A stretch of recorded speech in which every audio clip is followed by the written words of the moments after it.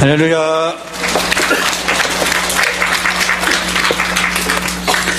우리 앞뒤 좌우를 보시면서 인사하시겠습니다. 새해 복 많이 받으세요. 여러분, 복이 무슨 뜻인 줄 혹시 아십니까? 복은 뭔가 하면은 한자에 그 복의 의미가 고스란히 있습니다. 한자에 보면은 하나님께서 제일 처음에 사람에게 입구자에 밭에서 에덴 동산에서 주신 것, 그게 바로 복입니다. 그것은 뭔가 하면은 하나님께서 사람과 함께하는 것입니다. 임재하는 것입니다. 우리가 많은 것을 가지고 있지만은 하나님이 우리와 함께하지, 주님의 임재가 떠나버리면은 그것은 그것보다 더 불행한 것은 없을 것입니다. 그래서 우리 모두에게 큰 복이 있으시기를 주님의 이름으로 축원합니다. 설을 맞아서 고향에 다녀왔습니다. 고향에 다녀왔는데 저희 80이 넘은 이제 저희 어머니로부터 몇 달 사이에 이 고향에서 일어났던 그러한 사람들의 이야기를 저희 어머니로부터 이렇게 들었습니다. 누구누구는 그 사이에 죽었고, 누구누구는 병원에 입원해가지고 요양병원에 가 있고, 형님 친구 누구는 자다가 심장마비로 죽었고, 누구는 아기를 낳았고, 막 이런 이야기를 하는데, 중요한 그러한 이야기는 누가 죽었고, 누가 태어났고, 누가 병들었고, 누가 병원 가 있고, 이런 이야기더라고요. 그래서 우리 사람들의 모든 중요한 이야기는 생과 사의 이야기입니다. 왜냐하면 우리 사람은 태어나서 죽는 존재이기 때문에 이야기의 이 중심에는 그러한 것들이 있었습니다. 그래서 우리 명절에 보니까 명절 되면은 이제 공동묘지 찾아가서 조상들의 묘를 돌아보기도 하고 막 그러지 않습니까? 그래서 우리는 명절날 더더욱이나 우리의 근본을 이렇게 많이 찾습니다. 어디서 왔고 어디로 가는지에 관해서 또 생각합니다. 나는 언제쯤일까? 막 이런 생각도 하기도 하고요. 자, 그래서 우리는 사람의 죽음에 관해서 죽을 때에 많은 사람들의 집중을 받습니다. 그동안에 집중을 받지 못한 사람들도 그때는 많은 사람들이 찾아오기도 합니다. 오늘 본문에 보니까 우리 주님께서는 나사로에게 찾아가셨습니다. 나사로가 있는 이 베다니로 찾아갔는데 오늘 본문의 말씀은 뭐라고 설명을 하고 있는가 하면 예수께서 와서 보시니 나사로가 무덤에 있은지 이미 나으리라 라고 되어 있습니다. 그런데 원문 성경에 보면 조금 더 재밌는 표현으로 원문 성경에 이렇게 표현이 되고 있습니다. 오시면서 예수님께서 발견하셨는데 그를 발견했었는데 이미 나흘을 가지고 있었다. 그 무덤 안에서. 그래서 나사로를 발견했는데 나사로가 지금 어떤 상황이 있는가 하면 자신이 가지고 있는 나사로의 이 소유에 관해서 이야기를 하고 있습니다. 나사로는 나흘을 가지고 있었대. 나흘을. 무덤 안에서 나흘을 가지고 있었대. 자, 이 재밌는 표현이죠. 문학적이고 굉장히 이렇게 묘사적인 그런 표현이기도 합니다. 그냥 죽은 지 나흘이 됐다라고 성경은 원문은 이야기하지 않고 가지고 있는데 그 소유가 나흘이다. 어디에서 나흘이냐? 무덤 안에서 나흘이다 라고 이야기하고 있는 것입니다. 자, 그래서 어느 랍비에 의하면은 죽은 사람의 영혼이 무덤에 장사 지낸 지 처음 3일 기간은 이 하늘로 올라가지 않는다고 이렇게 이야기합니다. 그래서 죽은 지 사흘째 되는 날까지는 영혼이 떠 있고 자신의 시신을 바라본대요. 그냥 나흘째 되는 날에 어디론가 간대요. 위로 올라가죠. 낙원에 가든지 음부로 가든지 이제 가긴 하는데 그렇게 이 죽은 지 사흘 되면은 잘못해가지고 기절한 사람은 깨어날 수도 있다라는 그런 생각을 가지고 있었던 거예요. 그래서 나흘째 되는 날에 주님께서 나사로에게 가셨다라는 것은 오늘 이 본문의 말씀이 강조하는 것은 그는 완전히 죽은 사람이 확실하다라는 것입니다. 사람들의 통념에 의해서도 죽은 지 나흘 되는 그 사람은 이제 썩기 시작하고 냄새가 나기 시작하는 완전한 죽음이 완전히 확인되는 그러한 사람이다라고 성경은 이야기하고 있는 것입니다. 그래서 주님께서는 나흘째 되는 날에 오셨습니다. 그러나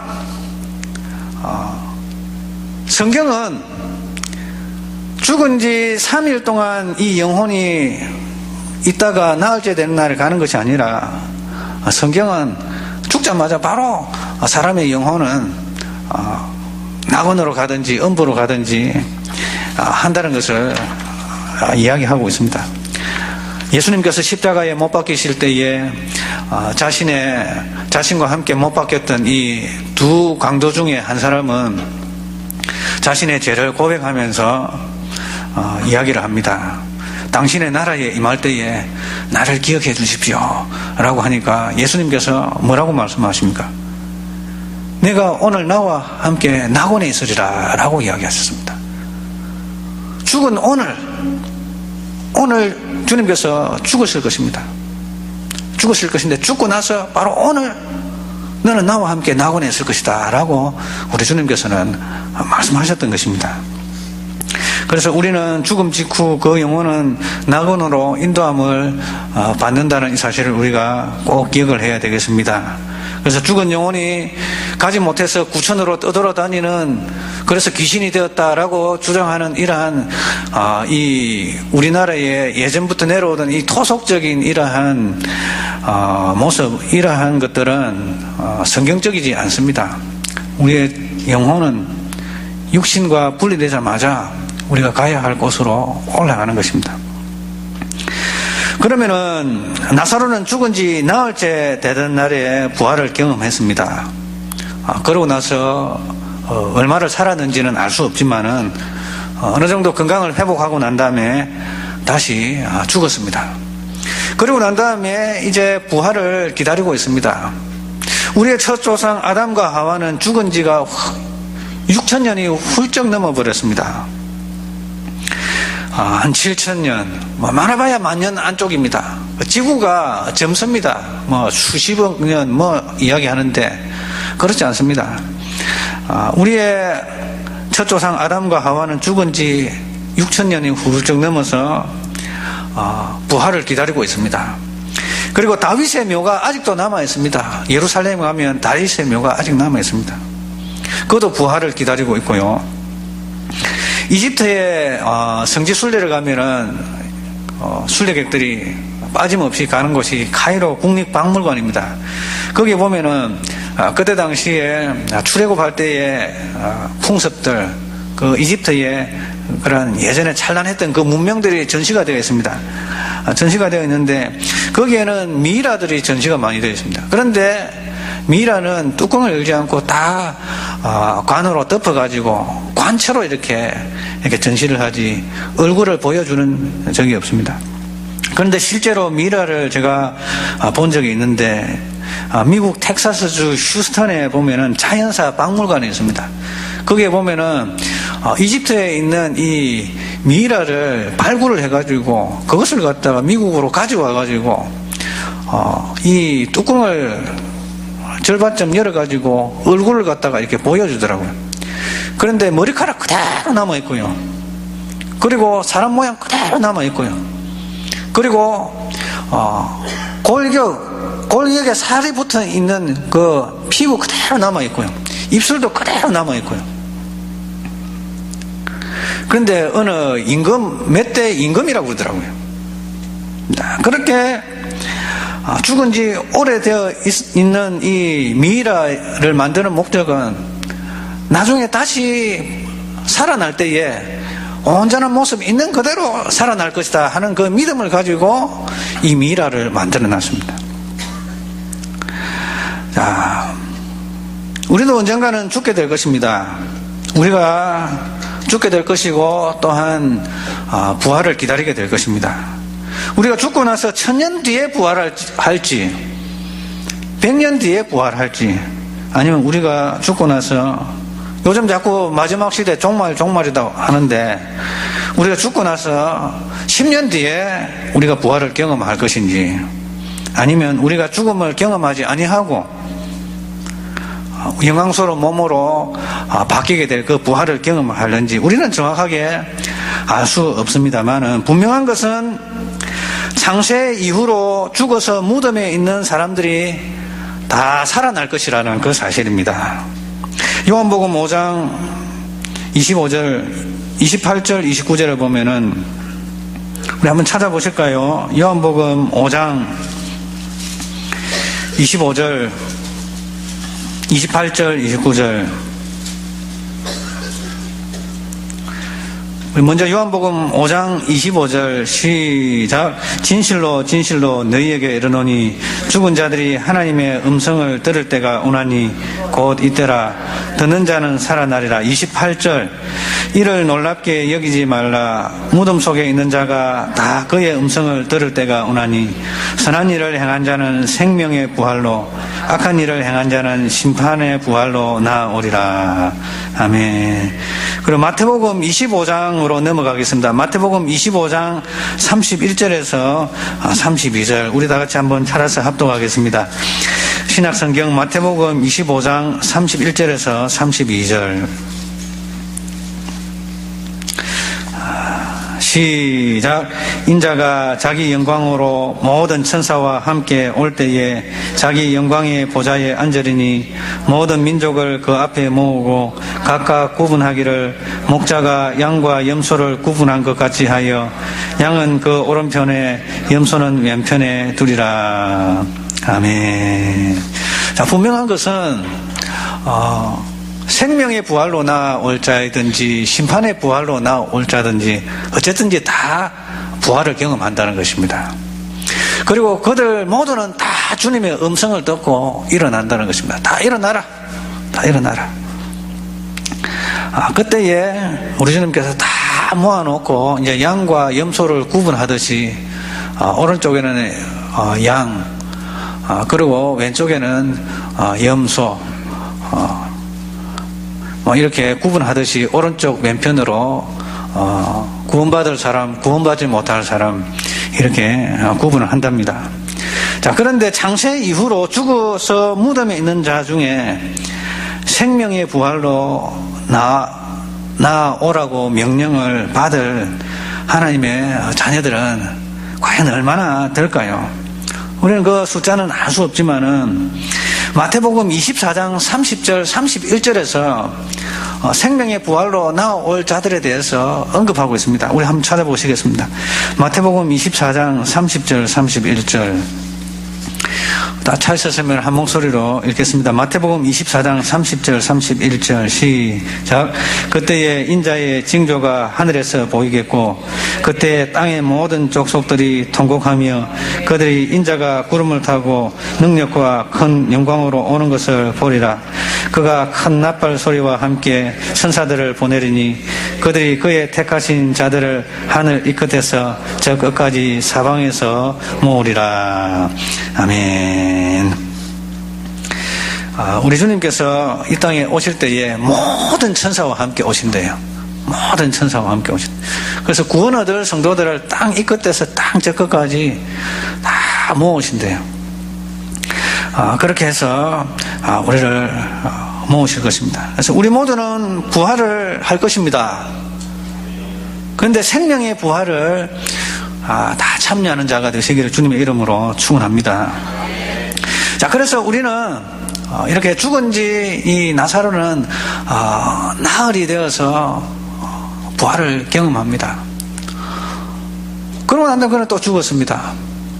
그런데 이제 그는 더 영화로운 부활, 그때의 부활도 참 좋았지만은 그러나 이제는 더 영광스러운 부활을 경험하기 위해서 기다리고 있습니다.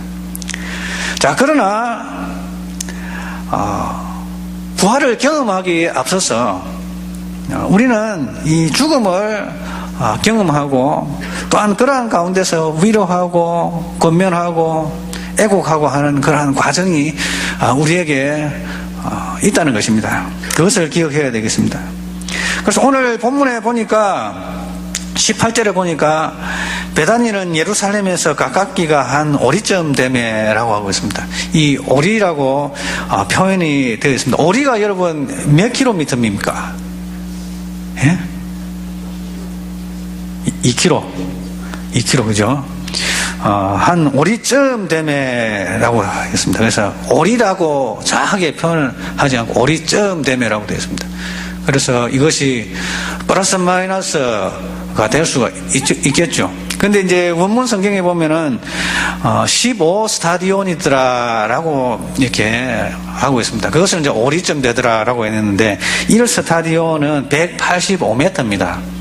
그래서 185 곱하기 15 하면은 어떻게 됩니까?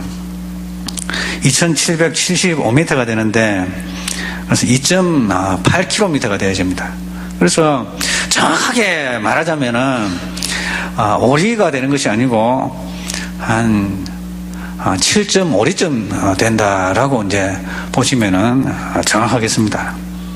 그래서 오리 2.7km, 2.8km 정도면은 쉽게 오갈 수 있는 그러한 거리거든요. 예루살렘에서 사람들이 많이 살잖아요. 그러니까 사람들이 많이 올 수 있었다라는 것을 이렇게 이야기하는 것입니다. 그래서 19절에 보면 많은 유대인들이 왔다라고 표현하고 있습니다. 그래서 2.8km쯤이 우리가 걸어서 쉽게 갈 수 있는 거리잖아요. 2.8km면 많지 않잖아요. 그래서 많은 위문객들이 왔습니다. 그때 당시 유대 풍습에 의하면은 일반적으로 사람이 죽으면은 30일 동안 이 장례식을 치릅니다.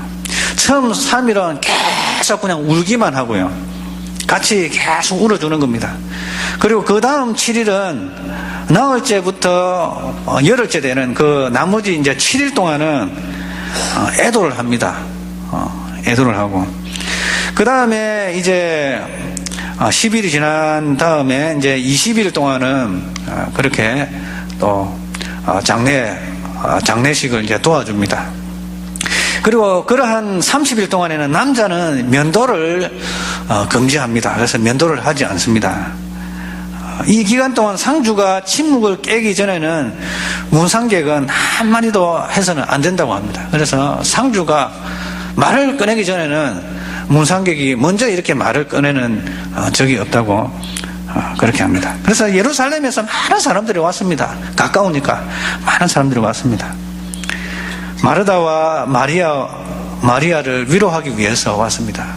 그 순간부터는 죽은 나사로를 위로하는 사람 아무도 없습니다. 장례를 참석하는 것은 죽은 사람을 위한 것이 아니고요, 살아있는 남은 유족들을 위해서 장례식을 하는 것입니다.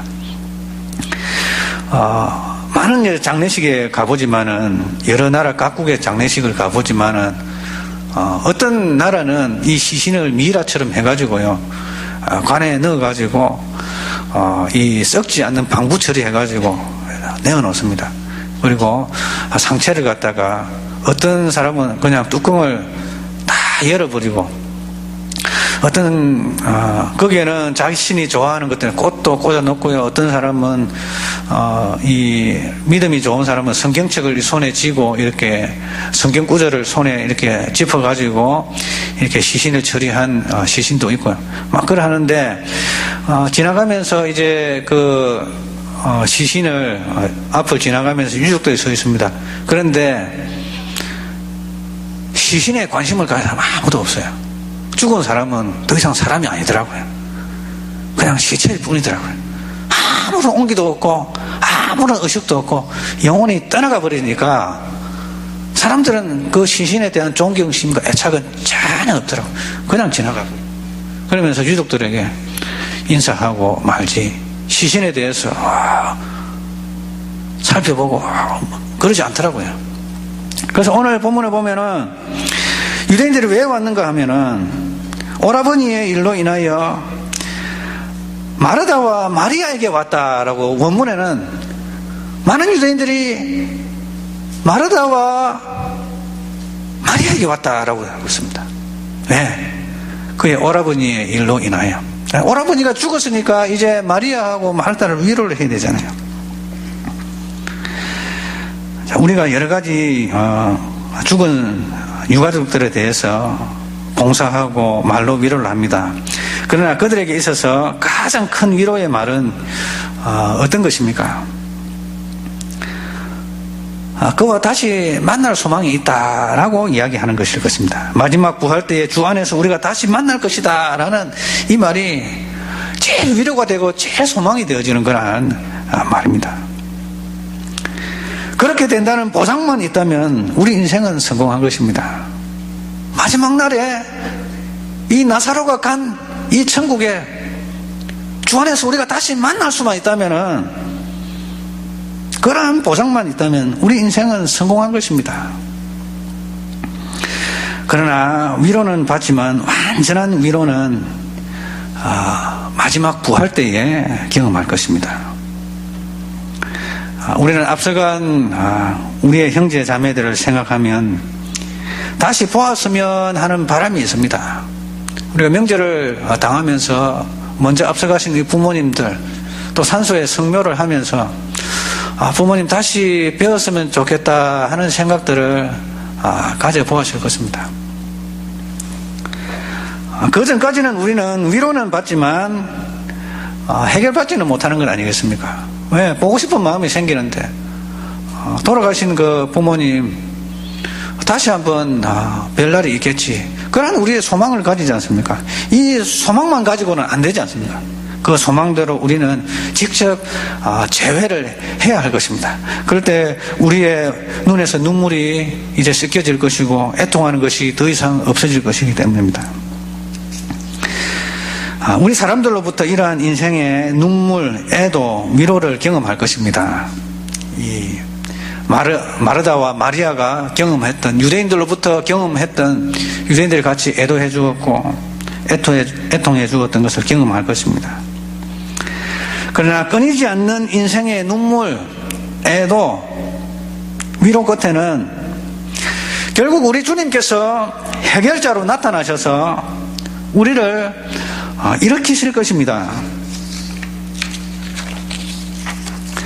우리 주님께서 세상에 다시 오셔서 재림하셔서 우리를 죽음에서 일으키실 그때에 우리에게는 완전한 위로가 되고, 위로가 이때까지 받았던 사람들로부터 받았던 그 위로를 뛰어넘는 문제 해결은 바로 주님께서 이 땅에 재림하셔서 우리의 몸을 영광스러운 몸으로 부활시키시고 믿음 안에 있는 형제자매들 다시 구름 속에서 만나게 하실 그때에 우리는 참된 위로를 받을 것입니다. 요한계시록 21장 3절에서 7절에 보면 내가 들으니 보좌에서 큰 음성이 나서 이르되 보라, 하나님의 장막이 사람들과 함께 있음에 하나님이 그들과 함께 계시리니 그들은 하나님의 백성이 되고 하나님은 친히 그들과 함께 계셔서 모든 눈물을 그 눈에서 닦아주시니 다시는 사망이 없고 애통하는 곡이나 애통하는 곳이나 곡하는 것이나 아픈 것이 다시 있지 아니하리니 처음 것들이 다 지나갔음이더라.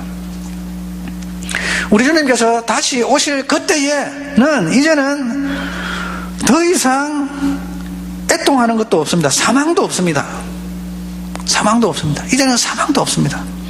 그것으로 인해서 장례식장에서 사람들이 애통하는 것도 없고, 그리고 꼭 할 필요도 없습니다.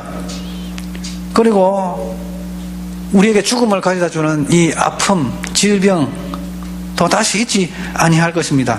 왜냐하면 우리 주님께서 이 땅에 재림하실 때에는 옛날 것은 다 사라질 것이기 때문에 질병도 사라집니다. 사망도 사라집니다. 슬픔도 사라집니다. 눈물도 사라집니다.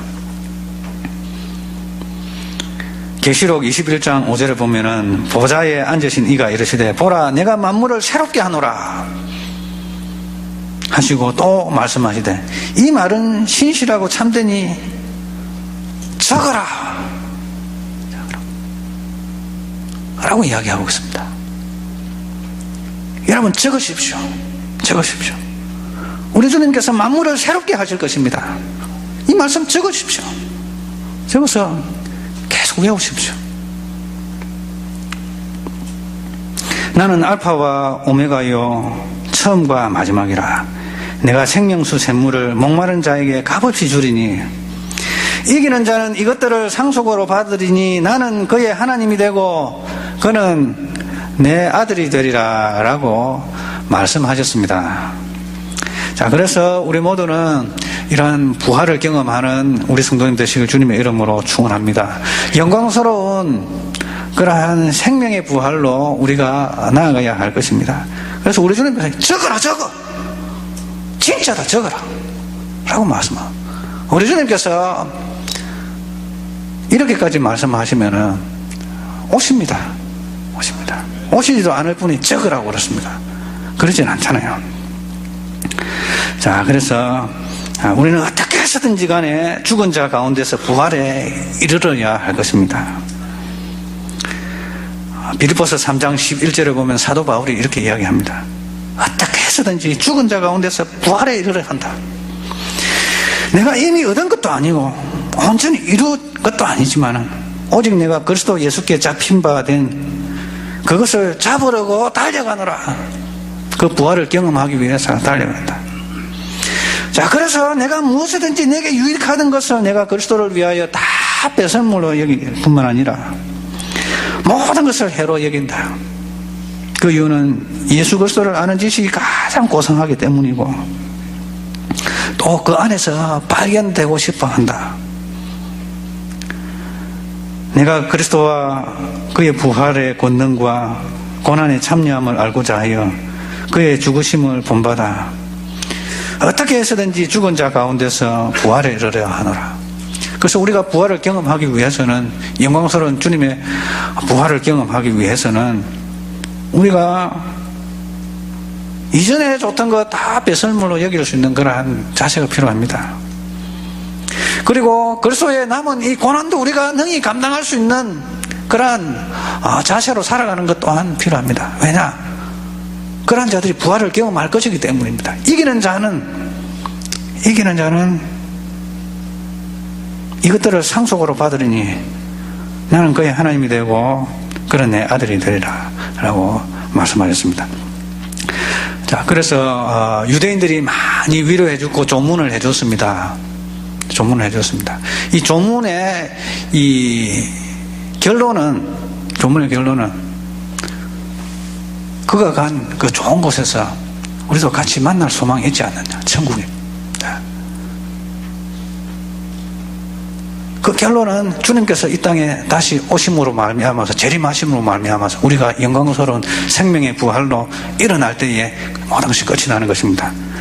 자, 그럴 때 우리는 주님을 다시 주 안에서 다시 만날 소망이 있는 우리 형제 자매들은 이런 어떻게 해서든지 간에 죽은 자 가운데서 부활에 이르는 그 부활을 경험하는 자가 되어야 할 것입니다. 그러한 은혜가 우리 가운데 있으시기를 주님의 이름으로 축원합니다.